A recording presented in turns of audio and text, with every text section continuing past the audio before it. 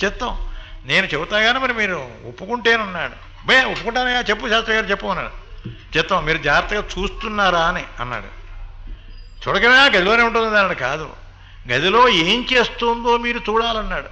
దానికి కన్నం పెట్టినా సరే ఎలాగో అలా తలుపుకి కన్నం పెట్టి అందులోంచి చూడండి, చూసిన తర్వాత తెలుస్తుంది మీకు అన్నాడు. సరే, ప్రభు గారి మంచి కోపం మీద అనుకున్నాడేమో, ఒప్పుదలైపోయింది. సరే, ఆ కాదు శాస్త్రి గారిని పరీక్ష. ఈ శాస్త్రి గారు కనుక కరెక్ట్గా నెగ్గాడా వీడికి ఇంకో గ్రహారం ఇస్తాను, అదే ఉన్న ఊరు లాగి పారేస్తాను, వదిలిపోయి వీడిని పంపించేస్తాం అందుకు మాలాడు. ఏదో అక్కలేని అబద్ధాలు చెబుతాడా? అక్కలేని రాజుగారి కూతురు అడుక్కుతుంటుందే, ఏం చెప్తాడు వీడు? పైగా అలాగే ఉంది, అది మాత్రం యథార్థమే, జరిగి తీరవలసిందేనంటాడా? అని చెప్పి వెంటనే మొన్నాటి నుంచి ఓ తలుపుకి పెద్ద కన్నం పెట్టాడు. ఆ కన్నంలోంచి ఆహార ధాన్యాలు పండాలు అన్నీ కూడా పెట్టినా లోపలికి వెళ్ళి అమ్మాయికి అన్నీ పెట్టేశారు. శోభితమైన భోజనాలన్నీ కూడా ఏర్పాట్లు చేసేశారు. వచ్చేసారు, తలుపేశారు. వీడు తలుపులోంచి చూస్తున్నాడు. చూస్తుంటే ఆ అమ్మాయి ఈ వడ్డీ ఆ తినడానికి పట్టుకొచ్చి పెట్టారే గిన్నెల్లోంచి కూర పప్పు ఏదో రకరకాలన్నీ అవన్నీ కూడా ఒళ్ళో వేసుకుని ఈ ఉడిల్లా పట్టుకుని ఆ ఉన్నటువంటి బొమ్మలకి చూపిస్తూ, అమ్మ కాస్త ముద్ద పెట్టండి అని ఆ బొమ్మలకి చూపించి మరీ తింటోంది. ఇప్పుడు చెప్పవయ్యా అన్నాడు శాస్త్రి గారు. పక్కనే ఉన్నాడు. ఇప్పుడు చెప్పవయ్యా ధర్మశాస్త్రం, మరి నేను చెప్పింది అబద్ధం అన్నావుగా, నీ కూతురు అడుక్కు తింటోంది చూడు. అడుక్కుతున్నామంటే బయట వాళ్ళ దగ్గరికి వెళ్ళి రోడ్డు పడి అడుక్కుదడం అని అర్థం. ఆ బొమ్మ దగ్గరికి వెళ్ళి అన్నం చూపించి, అమ్మ అన్నం పెట్టండి అని దానికి అడిగి, ఆ బొమ్మను అడిగి అప్పుడు వేసినట్టుగా భావించి అప్పుడు మాత్రమే తింటోంది. నా శాస్త్రం తప్పున్నవే అన్నాడు. బాబు నీకు అగ్రహారం ఇస్తా కానీ బాబు బయట పెట్టకరా బాబు అన్నాడు. ఇంకో అగ్రహారం ఇస్తాను, నువ్వు బాగా తింటూ బాబు. ఇంత శాస్త్రం కరెక్ట్గా చెప్పేవాడు ఎవడు దొరకలేదు రాడు ఆయన. ఇంత శాస్త్రం కరెక్ట్గా చెప్పేవాడు ఎవడు దొరకలా. శాస్త్రం అంటే ఏదో చెప్పేస్తూ ఉండమే తప్ప దీనిలో ధర్మశాస్త్రం అంత కరెక్ట్గా, జ్యోతిషం అంటే మరి అంత కరెక్ట్గా చెప్పేవాళ్ళు కావాలి కనుక మహాతల్లి చెప్పారు సీతామాత. జనక మహారాజు గారి దగ్గర నేను ఉండగా మా నాన్నగారింట్లో అప్పుడు ఒక మహానుభావుడు చెప్పాడు, స్వామి నీకు కూడా అరణ్యవాస యోగం ఉందమ్మా అని చెప్పాడు. ఈ అరణ్యవాస యోగం ఎప్పుడు వస్తుంది, ఎప్పుడు జరుగుతుంది? అసలు నాకు అరణ్యవాస యోగం ఉండవటువంటి అవసరమే ఉంది, మీతో కళ్యాణం అయింది కదా నాకు, అయిన తర్వాత నాకు అసలు అరణ్యవాస యోగం ఏమిటి అని నేను చాలా చింతిస్తూ ఇది అబద్ధమేమో అని కొంచెం అనుమానపడ్డాను. చూశారా స్వామి, ఆ మహానుభావుని యొక్క అనుగ్రహం, ఆయన చెప్పినటువంటి మాట ఇప్పుడే మనకు అమల్లోకి వచ్చేసింది. ఆ కారణం చేత ఏమైనా సరే మహాప్రభో, ఏమైనా సరే నేను కూడా మీతో పాటు ఆ అరణ్యవాసానికి రెడీ సిద్ధంగా ఉన్నాను. ఏమిటి అరణ్యవాసం తేలిక అనుకున్నావు? అరణ్యవాసం అంటే అన్నం కూడా దొరకదు తెలుసా. ఎదక్కడ కనుక కూర్చుని తింటున్నావు టైం ప్రకారం, ఇది కనుక అంతఃపురం కనుక అన్నీ మనకు ఉన్నాయి కనుక వేళటికి ఏ వేళటికి ఏం కావాలో తింటున్నావు. అక్కడికి వెళితే ఏమీ దొరకదు, కేవలం పెద్ద పుల్లు, చిరత పుల్లు, దోమలు, ఈగలు అవి ఇవి తప్ప సమస్తగా అన్ని రకములా కూడా దేహమును బాధించేవి తప్ప మరి ఏది కూడా నీకుండదు. విష్ణుమూర్తి గారుగా అవతరించేటప్పుడు మొన్న చెప్పిన కథ జ్ఞాపకం చేస్తున్నాను. అవేళ చెప్పాను మీకు కొంత, దాన్ని జ్ఞాపకం చేస్తున్నాను. కేవలం ఆనాడు లక్ష్మీదేవి, స్వామి ఈ అవతారంలో మీ భార్యగా నేను జన్మిస్తానన్నారు సీతగా లక్ష్మీదేవి. అప్పుడు విష్ణుమూర్తి గారు అన్నాడు, అబ్బో ఒక్కప్పుడు అరణ్యవాసం కూడా చేయవలసి వస్తుంది, అరణ్యవాసం అంటే చాలా కష్టం, ఆ రకరకాలైన మృగములన్నీ ఉంటాయి, అబ్బో చాలా ఇబ్బంది, నీకెందుకు ఆ కోరిక అన్నాడు ఆయన.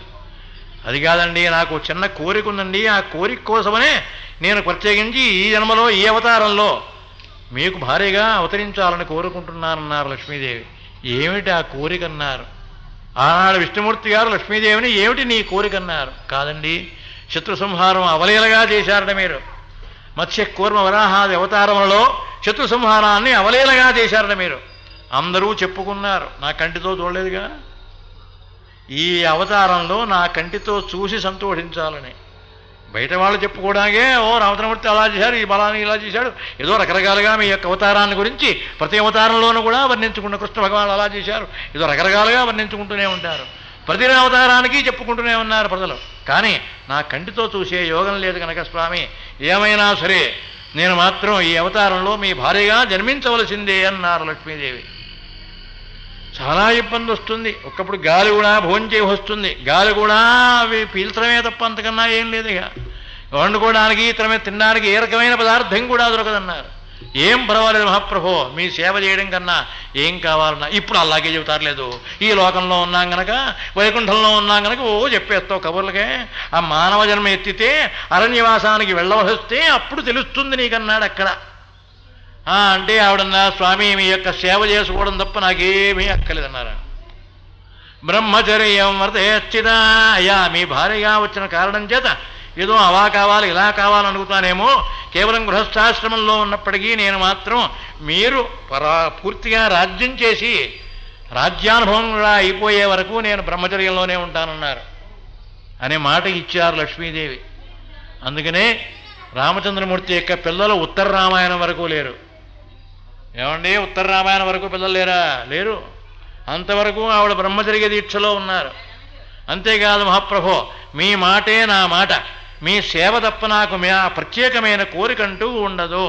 ఈ 2 కండిషన్లు పెడుతున్నాను కనుక నేను అవతరిస్తే మీకు వచ్చే నష్టం ఏమిటో చెప్పండి నేను లక్ష్మీదేవి. అక్కడ వైకుంఠంలో నేను అవతరిస్తే వచ్చే లక్ష్మీదేవి వచ్చినటువంటి మీకు వచ్చే ఇబ్బంది ఏమిటో చెప్పండి. భార్యగా ఉంది కనుక ఏదో అనుకుంటారేమో, బ్రహ్మచర్యం వర్తయచ్యుత, బ్రహ్మచర్య దీక్షలోనే ఉంటాను మహాప్రభో ఎంతకాలమైనా సరే. మీకు వార్త పూర్తి అయి కేవలం మీరు మాత్రం పట్టాభిషేకం పొంది ఎంతకాలం ఉండాలనుకుంటారో అంతకాలం ఉన్న తర్వాత మాత్రమే ఆనాడే ఆనందమందు, అప్పుడే మాత్రమే మీకు ఇతరమైనటువంటి విషయంలో ఇతరమైన విషయములు అప్పుడే కనుక అప్పుడే కలుగుతుంది సంతానం. అంతవరకు నాకు అక్కర్లేదు, ఏ విధమైన కోరికలు నాకు అక్కర్లేదు. అంతేకాదు మహాప్రభో, ప్రత్యేకించి ప్రతి విషయంలోనూ కూడా మీ ధర్మంలోనే ఆచరించడం కోసమని మీ మాటే నా మాట, నాకు ప్రత్యేకమైన కోరికంటూ ఉండదు అన్నారు. సరే, అలా బాగా 2-3 సార్లు చెప్పనిచ్చి విష్ణుమూర్తి గారు అన్నాడు, ఒకవేళ నీకు ప్రత్యేకమైన కోరికంటూ ఉంటే అన్నాడు. ఏమండి, ఉన్నదని చెబుతుంటే నేను ఉంటే అంటాను మళ్ళీ, నేను చెబుతున్నానుగా అని అడిగిన. ఏమండో, మీ మాటకు కాదని నాకు ప్రత్యేకమైన కోరికంటూ ఎప్పుడు కలుగుతుందో ఆ క్షణంలోనే మనిద్దరికీ వియోగం కలుగుతుందని చెప్పేసింది. అక్కడే ఉన్న పరమేశ్వరా, మీకిద్దరికీ వియోగమే కలిగితే దాన్ని సంయోగంగా మార్చే బాధ్యత నాకు అప్పగించండి అన్నాడు శంకరుడు. వాడే ఇక్కడ హనుమంతుడు. రామాయణంలోకి వచ్చేటప్పటికి వాడేనండి సుందరకాండలో హనుమంతుడు. ఇక వీరిద్దరికీ అనుకున్న మాట ప్రకారంగా ఎప్పుడు విడిపోయినారు. సరే, ఇప్పటి నుంచి కూడా సీతామాత బయలుదేరుతుంది. కథ చెబుతాలండి, తర్వాత చెబుతాలండి. అలా వెళ్ళిన తర్వాత మారీచాశ్రమం దగ్గరికి వెళ్ళిన తర్వాత అక్కడ మాత్రమే ప్రత్యేకమైన కోరికంటూ సీతామాత కలిగింది ఈ లక్ష్మీదేవికి. అయా స్వామి, ఇదం రాక్షసావాసం, ఇది రాక్షసులు ఉండే చోటే, అభ్యంతరం లేదు అనుకోండి. నిజంగా రాక్షసులే కనుక అయితే స్వామి, కానీ ఏమైనా సరే వాడిని సంహరించి పట్టుకొస్తే వాడి చర్మమైనా వేసుకుని కూర్చుంటాను కృష్ణాజనం. అంటే లేడి చర్మం మీద కూర్చుంటే మానవుడికి జ్ఞానం కలుగుతుంది, తపస్సు సిద్ధిస్తుంది. అందుకోసం కృష్ణాజనం వేసుకుంటారు. కృష్ణ అంటే లేడి. ఆ కారణం చేత మహాప్రభు దాన్ని సంహరించి తీసుకొస్తే అదిగినా సరే. లేదా ఒకవేళ లేడే అవుతుందా, ప్రాణంతో తీసుకురండి మహాప్రభు. లేక రాక్షసుడైతే సంహరించి తీసుకురండి. అలా కాకుండా లేడే కనుక అయితే ప్రాణంతో ఉండగానే తీసుకురండి. కాస్త మీరు అలా బయటికి వెళ్ళినప్పుడు ఎప్పుడప్పుడు కాసేపు దానికి ఏదో మేత పెట్టుకుంటూ కాసేపు దాంతో కాలక్షేపం చేస్తుంటారు స్వామి అన్నారు. ప్రత్యేకమైన కోరికంటూ కలగదని ఆనాడు ప్రమాణం చేసింది కనుక వైకుంఠంలో ఈవేళ కలిగింది కనుక రాముడే బయలుదేరాడు. మారీచుడని రాముడు తెలియదాడే. రాముడు తెలిసినండి ఏ మారీచుడని.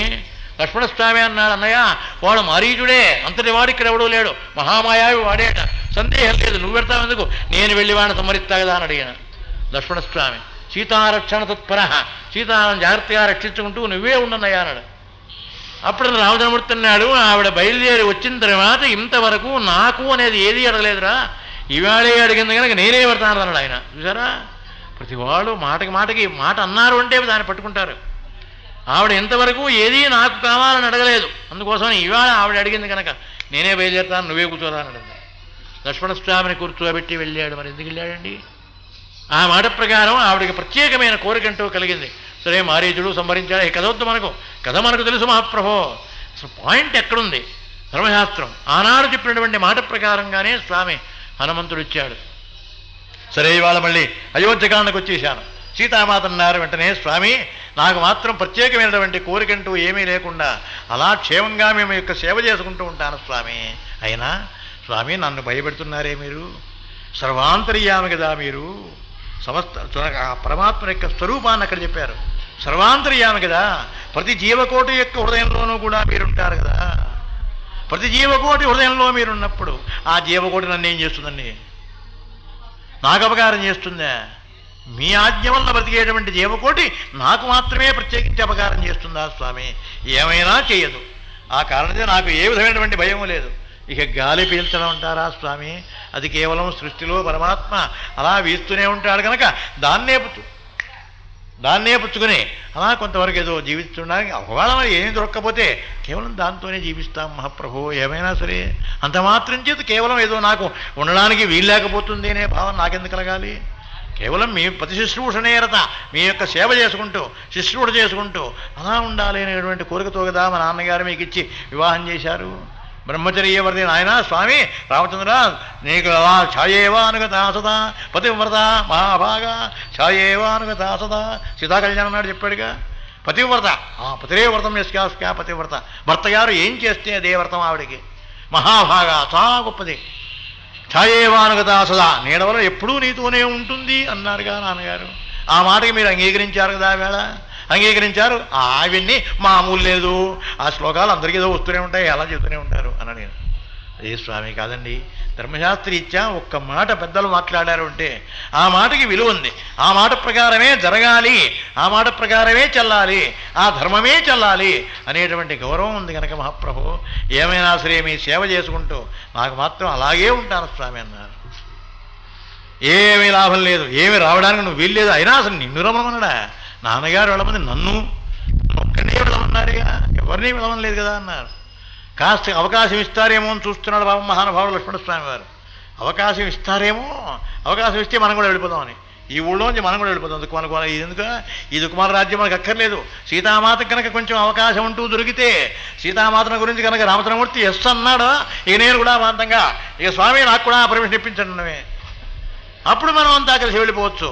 ఏమైనా సరే సీతారాముల యొక్క సేవ చేసుకుంటూ ఏమైనా సరే అనుకుంటున్నాడు ఆయన. ఇక్కడ సీతామాత అంటున్నారు స్వామి మీరు చక్కగా ముళ్ళు మళ్ళీ రాళ్ళు గుట్టలు తుప్పలు ఎన్నో రకరకాలుగా బాధలు ఉంటాయని చెబుతున్నారు కదా స్వామి.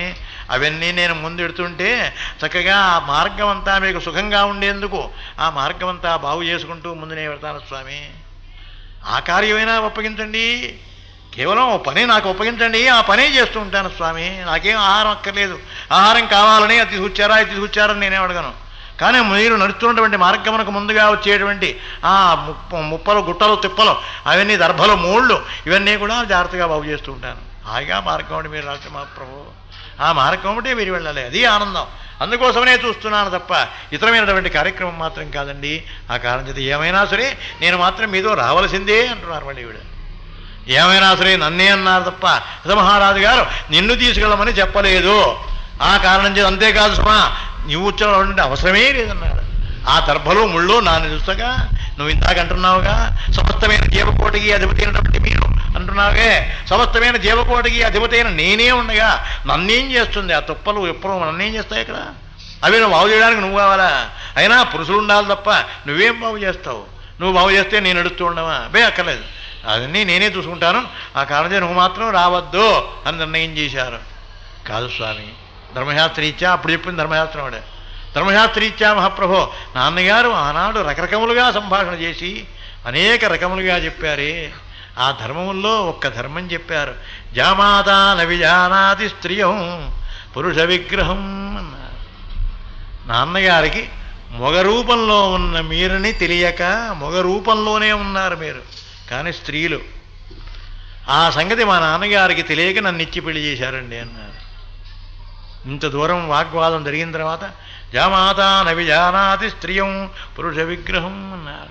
అంటే కేవలం జగన్మోహన రూపంలో ఉన్నటువంటి సాక్షాత్ విష్ణుమూర్తే మీరు జగన్మోహన రూపంలో ఉన్నారనే సంగతి మీ ఇంటికి వచ్చిన తర్వాత నాకు తెలుసు. దూరంగా చూస్తే మీరు మాత్రం పురుషులలే కనిపిస్తూనే ఉన్నారు. ఆ కారణం చేత మీరు పురుషులు నేను స్త్రీ కదా అని తిరిగి పెళ్లి చేశాడు ఆయన, తెలియక. అంతేగాని ఎప్పుడు కూడా జగన్మోహన స్వరూపమే రాముడిదండి. ఆవిడ అర్థం అలాగో, ఇంకో అర్థం దానిలో ముక్తా విద్రుమ హేమ నీల ధవళఛాడీ గాయత్రి ఉంది కదా, గాయత్రీ స్వరూపమే సీతామాత అయినప్పుడు ఆ మధ్యలో ఉన్నటువంటి ముక్తా విద్రుమ హేమ, ఆ హేమే లలిత, ఆ లలితయే రామచంద్రమూర్తి యొక్క స్వరూపం. శ్రీరామం లలితాంబిక, రామచంద్రమూర్తి ఎప్పుడు కూడా లలితాస్వరూపుడే కనుక ఆ స్వరూపం అనే సంగతి నాకు తెలుసునండి. మా నాన్నకేం తెలుసు, మధ్య వాళ్ళకేం తెలుసు?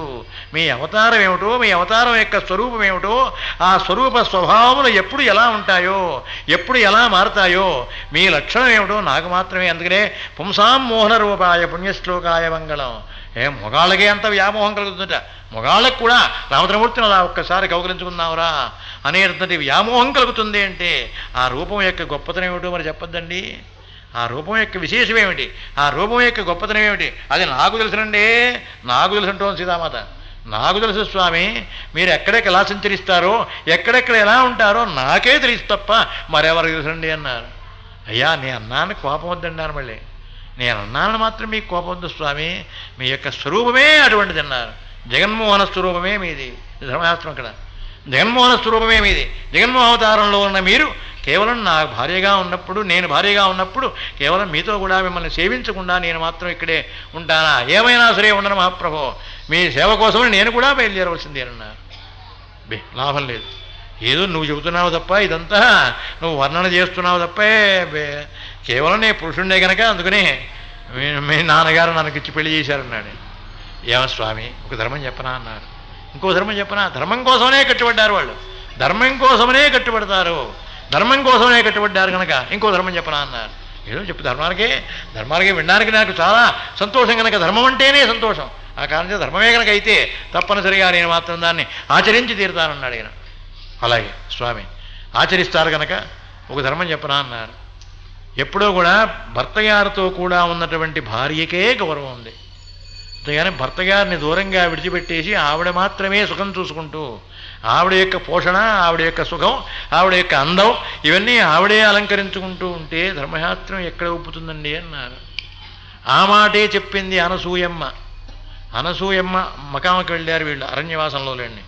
అరణ్యవాసంలో అనసూయమ్మ మకానికి వెళ్ళారు వీళ్ళు.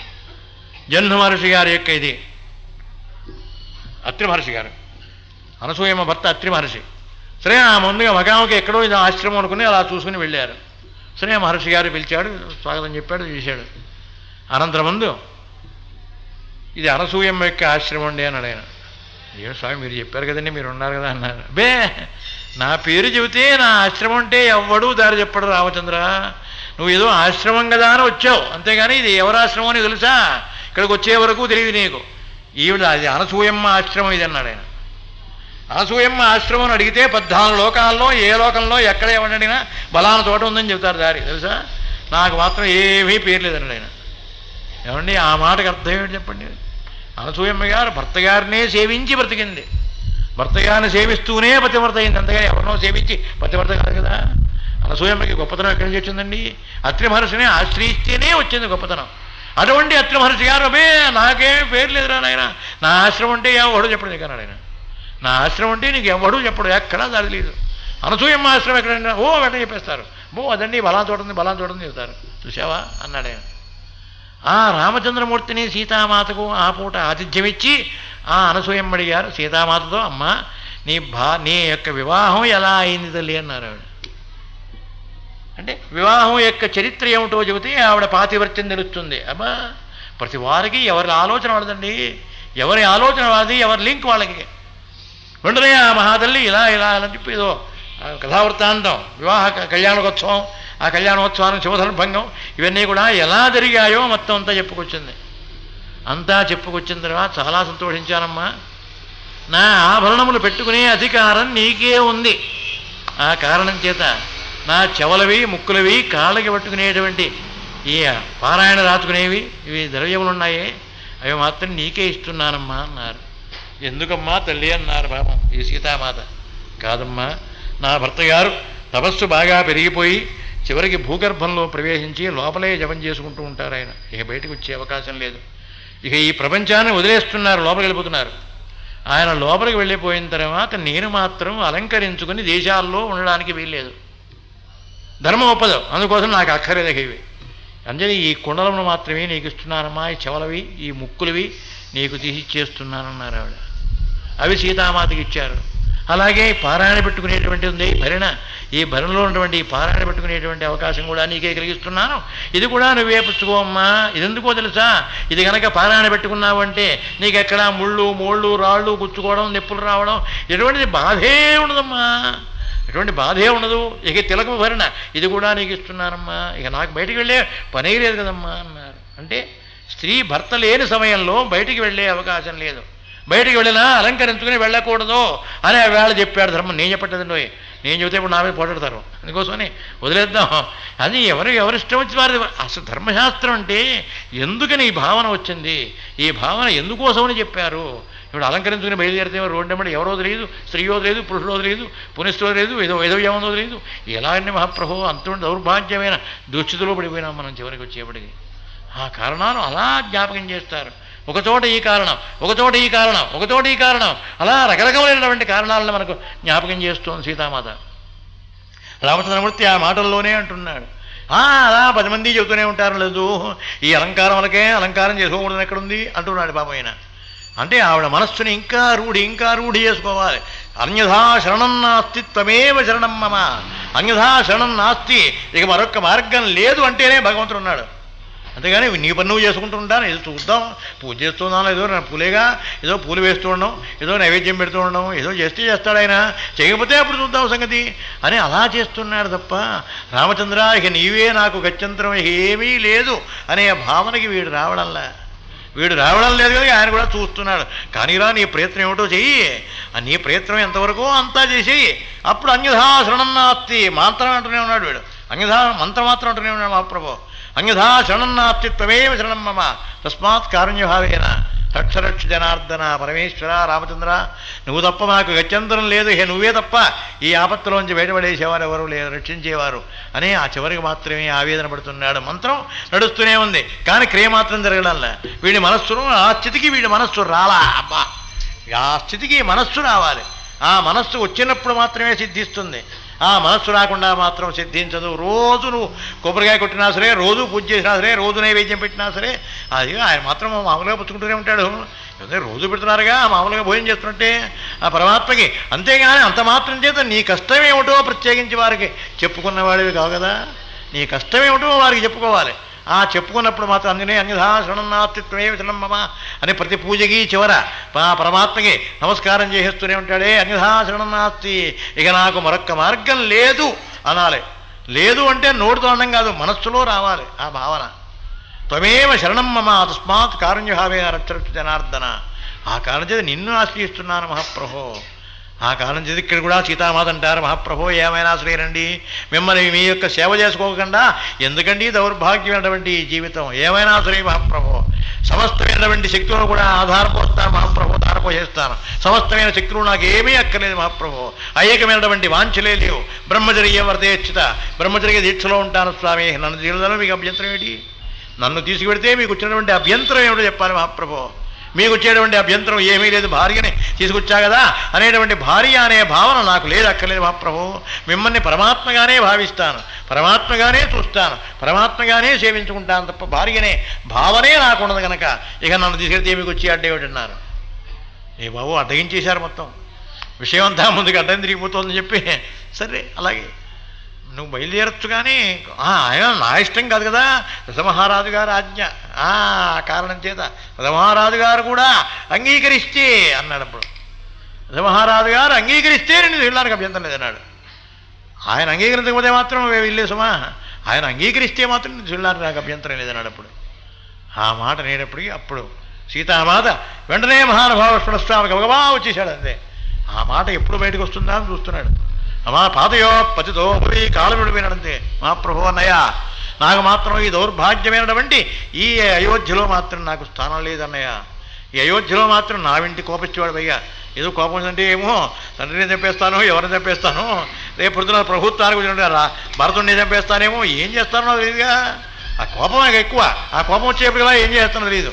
అందుకోసం ఏమైనా సరే నీ సన్నిధానమందున నీ సమక్షంలో నీ యొక్క ఆజ్ఞానుసారంగా మీ ఇద్దరికీ సేవ చేసుకుంటూ ఉండేటువంటి అవకాశాన్ని నాకు కలిగించనయ్యా అని అడిగిన. మీ ఇద్దరికీ సేవ చేసుకునేటువంటి యోగం కలిగించనయ్యా, సీతారాములకి సేవ చేసుకునేటువంటి యోగం కలిగించనయ్యా. కేవలం మీరిద్దరూ నడుస్తుంటే నేను మార్గం అంతా బాగు చేస్తూ ఉంటాను, మీకు కావాల్సినటువంటి అన్నీ కూడా పట్టుకొచ్చిస్తూ ఉంటాను. అలా మీరు తిరిగి అయోధ్యకు చేరే వరకు కూడా కేవలం ఆహారం కూడా వదిలిపెట్టేస్తానన్నయ్యా అన్నాడు. ఆహారము నిద్ర కూడా వదిలిపెట్టేస్తానన్నయ్యా, నాకేమీ ఎక్కలేదన్నాడు. అంతే మీ సేవ తప్ప నాకు ఏమీ ఎక్కలేదన్నాడు. అంతే అందుకనే బయలుదేరేటప్పుడు మొదటి మకాంలో ఇయంచ ప్రథమారాత్రి అంటాడు రాముడు. ఆయన ఇదేరా మొదటి రోజు అన్నాడు. ఆ సరయూ నదీ తీరమందున ఆగుతారు ఆ పట్టణంలోంచి బయటికి రాగానే. ఆ రాత్రి అక్కడే శపథం చేసుకున్నాడు, ఈ క్షణంలాగాయతో నాకు నిద్రాహారాలు మానేస్తున్నానన్నాడు. ఇక నిద్రాహారం లక్ష్మణస్వామికి లేవు. రామచంద్రమూర్తికి అరణ్యవాసం 6 రోజులు 5 రోజుల లెక్క. గుహుని యొక్క ఆశ్రమం దాటిన తర్వాత ఆ రథమును సుమంతుడితో వెనక్కి పంపించి అక్కడి నుంచి పాదచారిగా వెళ్ళాడు రాముడు. అక్కడి నుంచి ఆయనకి లెక్క. అందుకనే విభీషణుడు అడిగాడు ఎవరిని, వాడు రావణాసుడు కొడుకున్నాడే ఇంద్రజిత్తు, వాడు సంహరించడానికి 14 సంవత్సరములు ఎవడు కనుక నిద్రాహారములు మానేస్తాడో వాడి చేతిలోనే ఉంది మా వాడికి మరణం అంటే నేనున్నానన్నాడు. వీడి లెక్క అక్కడి నుంచి, రాముడి లెక్క అక్కడి నుంచి. అదే ఆ తేడా చూసారా. అందుకోసం రామచంద్రమూర్తికి పూర్తి కాలేదు కానీ లక్ష్మణస్వామికి పూర్తి అయిపోయినాయి. అనుకున్న మాట ప్రకారం పూర్తి అయిపోయింది కనుక నేనున్నానన్నాడు. అంతే వెంటనే మహాప్రభు వెంటనే స్వామివారిని బుధాలను కూర్చోబెట్టుకున్నాడు. ఆ మహానుభావుడు కొట్టేయి అన్నాడు. అంతే కొట్టేయమన్నాడు. బాబు నాకు ఓపిక లేదు అన్నాడు. ఏమైనా సరే మా వాడు ఇంటికి వెళ్ళాడో హేమల్లి దొరకడం, ఇంటికి వెళ్ళాడో హేమల్లి మనం జయించలేము, కొట్టేయి ఏమైనా కొట్టవలసింది అన్నాడు. ధర్మాత్మ సుచంధచ్చ రామో దాచరీయది పౌరుషేజ ప్రతిద్వంద్వ శరైనం జహి రావణిం అన్నాడు. అంతే ఓ మాట అనేసి బాణాలు పెట్టి పడిపోయాడు. లక్ష్మణస్వామికి 5 రోజులు చేశారంటే యుద్ధం. అప్పటికి 5 రోజుల నుంచి చేస్తున్నారు యుద్ధం. మరి అహోరాత్రంలో 5 రోజులు చేశారంటే ఇంకేం ఓపుకుంటుందండి. వీడి రక్తమాంసంలోనే పోయాయి. ధర్మాత్మ సత్యసంధచ్చ రామో దాశరథీయది, మా రాముడు ధర్మాత్మలే కనుక అయితే, సత్యసంధులే కనుక అయితే అంటానే అనుమానం ఆయనకి అన్నాడు. ఆయన కాదు మహాప్రభు, వాడి తలకాయ ఎగిరిపోయింది కనుక యథార్థమే అని రుజువు చేసింది. ఆ మీద ఆ ప్రమాణం చేశాడు తప్ప ఒట్టు పెట్టాడు కానీ అంతకన్నా ఏం కాదయ్యా. ఆ ఒట్టు పెట్టాడు అంటే ఎందుకు పెట్టాడు ఆ ఒట్టు, ఆయనే కనుక అయితే వీడి తలకాయ పడిపోవాలంతే. ధర్మాత్మ సత్యసంధశ్చ రామో దాశరథీయది, రాముడు దాశరథి అనే మాట యథార్థమే కనుక అయితే, రజమహారాజు కొడుకు రాముడు అనేటువంటి మాట యథార్థమే కనుక అయితే, శరైనం జహి రావణిం, రావణిం అంటే రావణాసుడు కుమారుణ్ణి ఈ బాణం సంహరించుగాక అన్నాడు. ఒక శ్లోకం అన్నాడు, లేచాడు. తలగా పడిపోయింది. పరమాత్మ యొక్క లక్ష్యం అంటే అది ధర్మశాస్త్రం. అంటే ప్రతివాడు కూడా పరమాత్మ ఎందే విలీనం చేస్తూ ఉంటున్నారు కానీ నేను అని మాత్రం ఏ పాత్ర కూడా కర్తవ్యం కోసమని ముందుకు రాలేదు. ఆ సాంప్రదాయమే ఆ ఆచారమే ఈనాడు కూడా ఎవరికైనా వివాహ ముహూర్తం పెట్టి ఏదో కళ్యాణ శుభపత్రిక ఏదో రాస్తుంటే దైవజ్ఞులచే నిర్ణయింపబడింది గానా, అంతేగాని బలాన శాస్త్రుల్లో వెంకయ్యో పుల్లయ్యో వీడి పేరు పెట్టుకోవడానికి వీల్లేదే. బలాన వారి చేత దైవజ్ఞుల చేత అంటే భగవంతుడు ఆనాటి నుంచి నిర్ణయం చేశాడు. వారిద్దరినీ భార్యాభర్తలుగా ఆచరణలుగా ఎటు ఉండవనే నిర్ణయం భగవంతుని యొక్క ఆజ్ఞది. నా పెత్తనం కాదు అని ప్రతివాడు ఒప్పుకుంటున్నాడు. చూశారా ఆ సాంప్రదాయం. మన సాంప్రదాయం ఎంత గొప్పదో, మన యొక్క సంస్కృతి మన సంస్కృతి ఎంత గొప్పదో దాన్ని బట్టి చూడండి. ఆ కారణం చేత ఎప్పుడూ కూడా ఆ ధర్మశాస్త్రాలని ఆ సారాంశములనే ఇప్పటికీ కూడా మనం వాడుకుంటున్నాం. ఆ రామాయణంలోవే అందరినీ అడిగానని చెప్పు నాయన అంటుంటారు ఇప్పటికి కూడా. ఎవరు నా ఇంటికి వచ్చి వెళ్ళేటప్పుడు మీ నాన్నగారిని మీ అమ్మగారిని అడిగానని చెప్పిన సర్వానబ్రూ యనాభయం సీతామాత హనుమంతుడు లేపుడు నాయన ఇక నువ్వు సెలవు తీసుకుంటున్నావు కదా, ఇక వెళ్ళొస్తావు కనుక అందరినీ అడిగానని చెప్పు నాయన, పెద్దలందరికీ నమస్కారం అని చెప్పు. రామచంద్రాది మహానుభావులంతా పెద్దలున్నారే వారికందరికీ మాత్రం పదాభివందనం చేశానని చెప్పు నాయన. మిగతా వానర శ్రేష్ఠులు చాలామంది నాకు తగిన వాళ్ళు చాలామంది ఉన్నారు కనుక ఆ వాళ్ళ పేర్లు ఏమిటో నీకు తెలుసు కనుక అందరికీ కూడా